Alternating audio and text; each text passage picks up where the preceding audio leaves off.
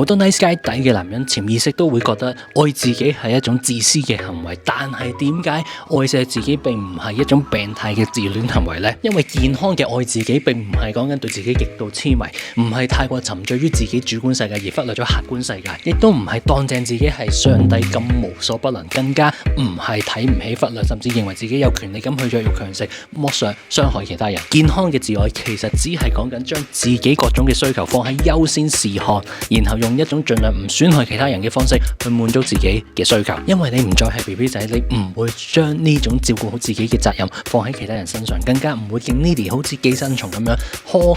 求女人滿足你內心空洞同埋各種嘅需要。咁所以如果你表面上乜都遷就咗人先，乜都滿足咗人先，而長期忽略咗自己嘅需要嘅話，咁其實你呢種長期內心充滿缺失嘅狀態，先至會嚴重影響你提供更多價值俾人嘅能力。最後你用呢種半殘缺嘅自己去建立關係，根本就係破壞緊關係。重點就係，假如你過去咁多年都係不斷飾演緊一個令到世界快樂但係自己唔快樂嘅虛偽好人嘅話，而你內心真係想令到自己身邊嘅人更加快樂滿足嘅話，就唔該你率先愛錫自己，先滿足咗自己嘅基本需要先，令到你由30% 嘅殘缺版本嘅自己變成100% 完整版本嘅自己，你先至能夠同世界一齊做到雙贏。